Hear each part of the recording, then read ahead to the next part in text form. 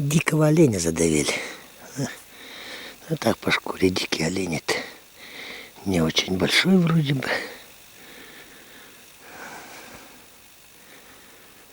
Ну оттуда, ну, с надберега, короче, сюда согнали и задавили. Ну, видать, вот сейчас в эти дни тепло стояло, метели. И кухта вот это вот ни хрена не слышно, ни хрена не видно. Вот и прокололся Олешек. Волков двое. Это не вот по этому ключу, короче, на устье. Вон там перешли. Где вот следы видны бурановские. Там я разворачивался. Где мои бурановские следы видны. Оттуда перешли. Вот с того ключа на эту сторону. Перешли. И вот поднялись они. Вот поднялись. Это буквально сегодняшние следы. И вот я как сверху шел, вот я вот с той стороны шел, вот сюда они сегодня не спускались, вот один, короче, сюда на кромку выбежал, постоял, послушал, наверное, меня, развернулся и туда в лес убежали. Они где-то сейчас вот здесь, вот на этом склоне речки. Может, лежат, ждут, может, это прислушиваются и идут. Уходят. А вот Олежка они здесь вдвоем разделали полностью. Ну там таз, короче. Вот тут вот на тропинке валялся, не успели в тот раз вынести. И это самое, все остальное туда они в лес таскали по-любому. Это двое волков. Вчера я вверх ездил по речке. Ну, здесь кордон Верхнеамгинского ресурсного резервата, заказника, так сказать. И вот, дней на 12 приехал.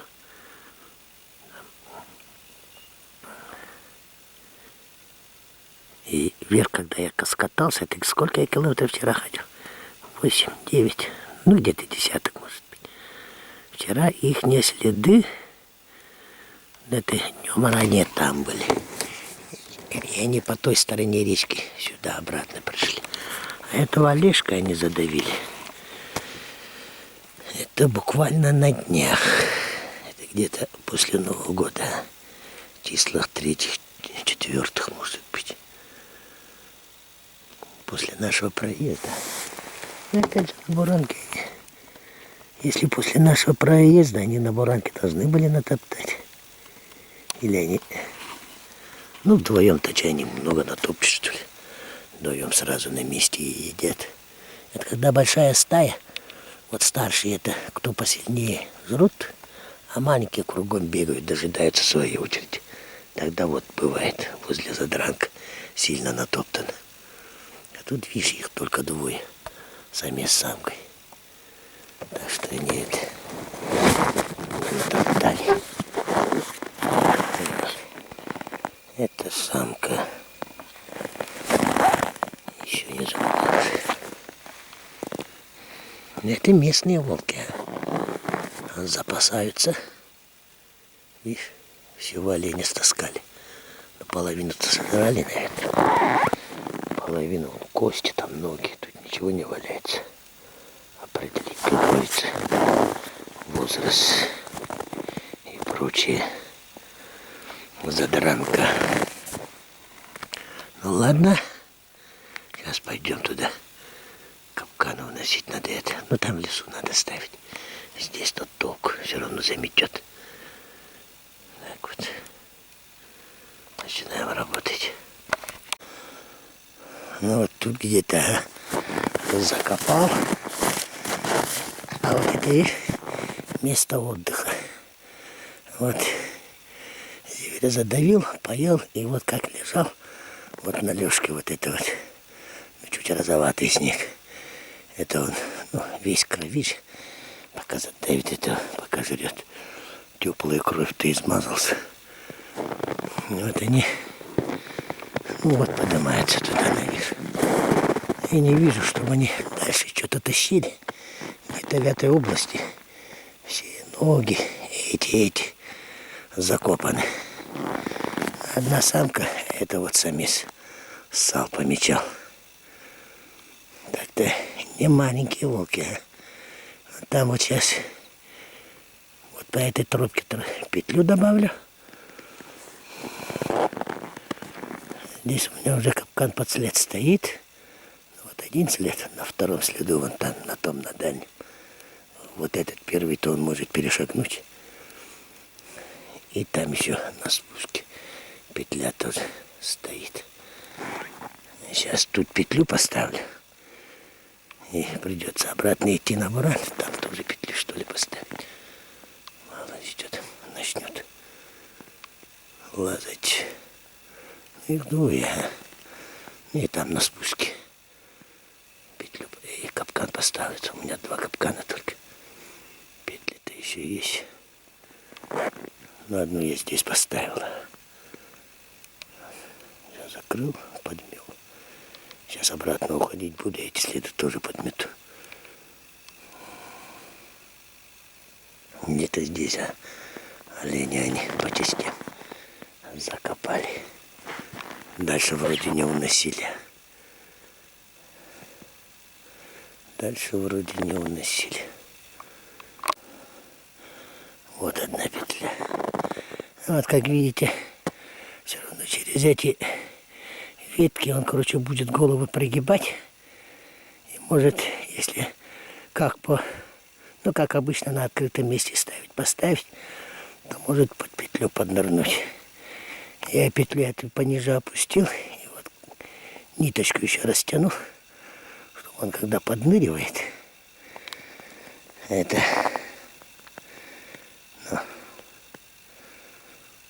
зацепил, что петля на нее упала. Так вот. Ну и петлю надо на дерево привязывать так, ну, чтобы это не прямо тянуло, не снизу, а под углом. Ну, чтобы дерево-то на это же живое же гнется, чтобы под углом тянуло, тогда петлю сильно не порвет, не натянет. Вы уж простите меня, что-то у меня горло простужено. По-моему, даже маленький температуре на ночь. Простыл в тот раз.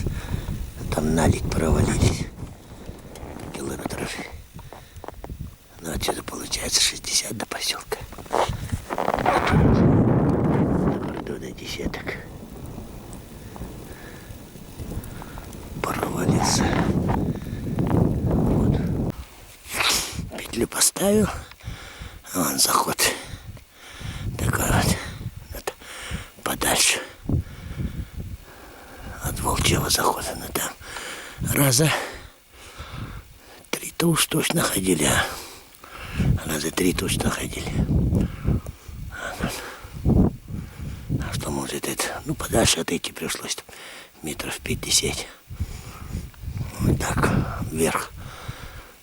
Ну, на сопку. Вверх так и идет след. Посмотрим.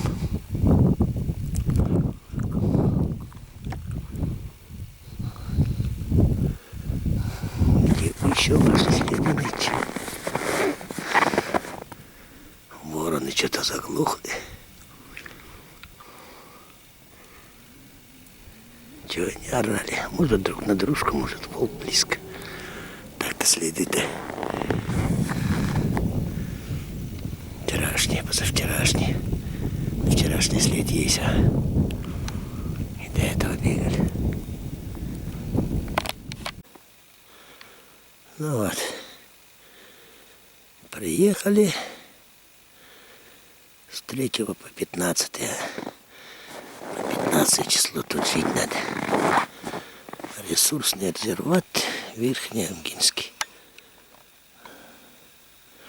Дирекция биологических ресурсов Республики Саха-Якутия. как говорится, будем охранять. Сидеть на кордоне.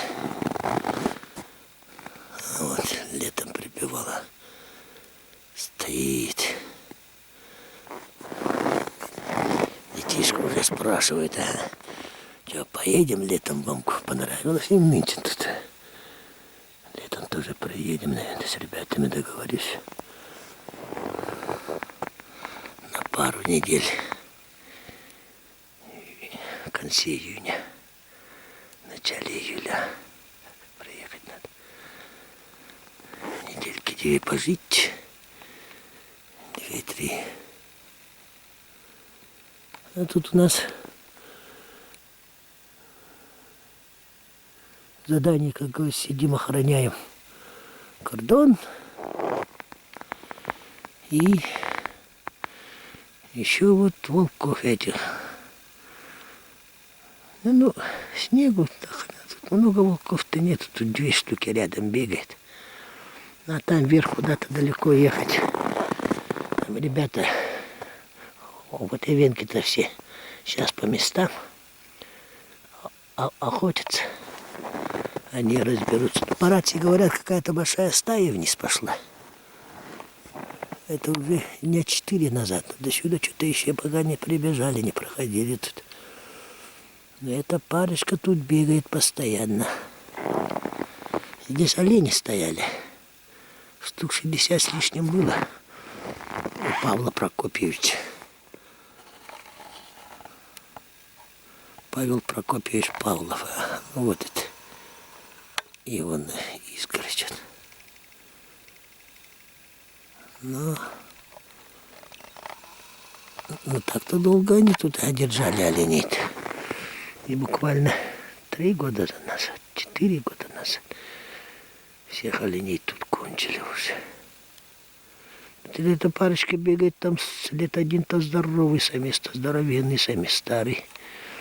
Это по-любому тоже туда. Уничтожение оленей Павла Прокопьевича внес свой вклад, это по-любому. Лет 10 больше даже ему по следам-то. Старый уже. Мы числа 3 вечером с Верхней Амги выехали. Пока доехали до Верхней Амги, часов 9 только оттуда, а с Амги тронулись. Часа 2-3. Ну, в 3 часу ночи здесь были. Так, и днем, ну, под вечер уже. Под вечер начальство приехало. Председатель комитета охраны природы. И наш непосредственный начальник, старший госинспектор Кузнецов. И у них на следующий день хотели уехать, машина сломалась. Так, это получается 5-е. 6-го они отремонтировали машину, отремонтировались, и 6-го только уехали. 7-го мы дрова заготавливали весь день. 8-го банный день. Напарник-то Кузьмин Виктор Алексеевич, он там новый дом, там работал, короче. Работать ремонтом и так далее, там занимался. Нары колотил и прочее, прочее. Там новый дом, гостевой типа, в нем работал.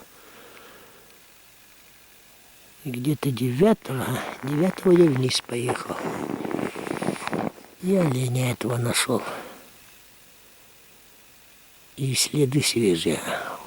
9-го они последний раз прибегали, эти волки, 2 волка.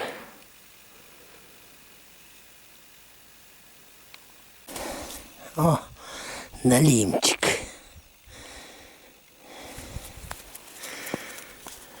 Первый налимчик. У меня тут еще 6 тычек. 7 тычек вчера ставил. О, налимчик один уже попался. Хорошо.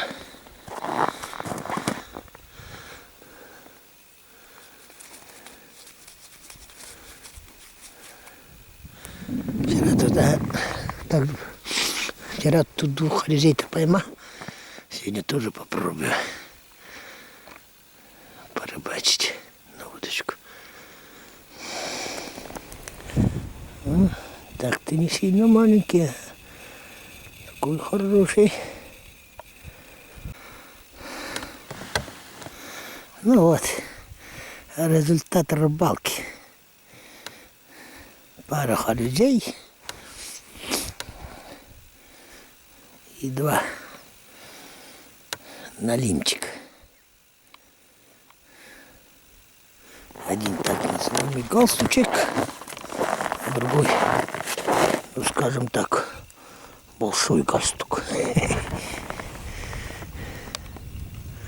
Еще сколько? 2 лунки. А нет, 3 лунки еще дополнительно продолбил. Он на той лунке сишка видел. Лунки-то у меня здоровые. Я вот пешню долблю. Здесь местная пешня есть. Она так-то это... Ну так-то входит, ага. Да и лед не сильно толстый. Очень хорошо входит лед.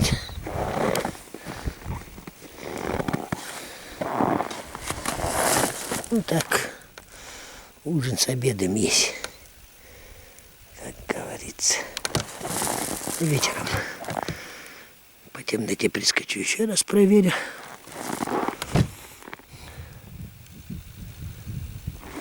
Так, это наживка. Вот, если сидеть на наживку, цеплять есть. А это вот на нижней. Крючок, ну видать, плохо привязал, хреново завязал. Крючка нету. Значит, кто-то утащил. Налим, наверное, утащил. Самый большой налим. Но тот, который ушел, всегда большой же, да?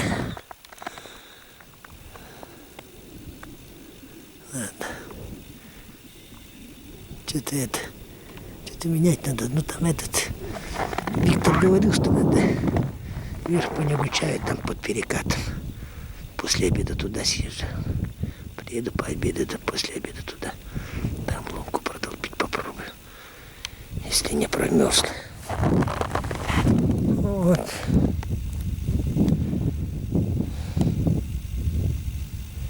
Килограмма 2,5. Легко своя могу, диетического.